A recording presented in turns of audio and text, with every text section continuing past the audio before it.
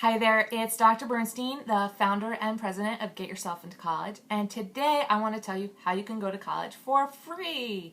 Isn't that a great idea? Now obviously there are many ways that you can go to college for free. I'm going to be focusing on how you can do this through a merit-based scholarship. And I'm going to be using Tulane University as an example. I recently visited the campus and the school's on my mind. So they offer two main types of full ride scholarships. And just because they offer these two types doesn't mean that they only give out two of these a year. In fact, they award around 175 of these scholarships to incoming freshmen every year. And they cover the full 4 years of undergraduate tuition and 5 years if you're in architecture. So that's pretty amazing. You could be saving at least $180,000 in tuition and increasing your chances of graduating from college without much student loan debt, which is great because that opens up tons of opportunities for you post-grad when you're not burdened or settled down by your student loan payments. So the thing that you need to know, of course, is that this way of going to college for free isn't going to work for you with your REACH schools. You really do need to be at the top of the top in their applicant pool in order to be a viable candidate. So that means that you need to be on the top in terms of your GPA, your standardized test scores, your extracurriculars, your application itself, your letters of recommendation, and so forth. It's not going to work for you if you're in the middle range or even if you're sort of at the top. You really need to be at the top of the top.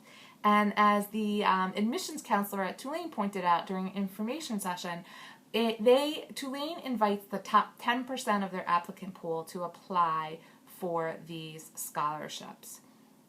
So what can you do? Like, it doesn't matter if you want to apply to Tulane or not, but what can you do if you want to go to school for free through a merit-based scholarship? Well, I have 4 things that you should think about and do. And the first 2 are very related. The first thing you need to do is make sure when you're researching colleges that you include a couple of schools on your list where you are at the top of the top in terms of your GPA and your standardized test scores and so forth. And I don't want you to think of these as somehow as, just safe schools or just somehow secondary. You really do need to research each school, check out their websites, go on campus visits, find what you find amazing about the school and see how it's a good fit for you. And you'd be surprised. There are so many schools, so many great schools with so many amazing opportunities that you should feel great no matter where you get accepted. Now, the second thing you need to do is make sure that these schools offer full ride scholarships. And as you probably already know, almost every college has its own quirky web design. So you have got to do a little poking around on them. For Tulane scholarships, you go to their regular website, tulane.edu.